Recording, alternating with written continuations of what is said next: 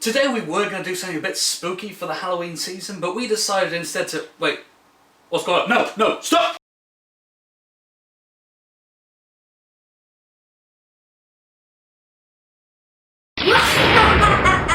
Today we are going to be melting Bonesley-headed dangerous acid.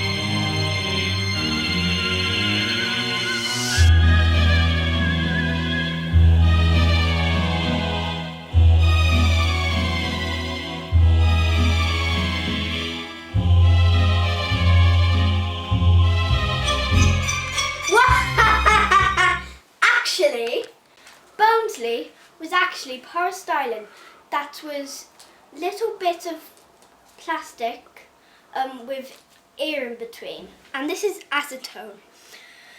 It broke up the polystyrene to let the little pieces of air come out.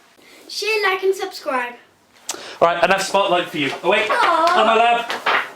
I hope you enjoyed, thank you very much, and enjoy the rest of the show. Bye.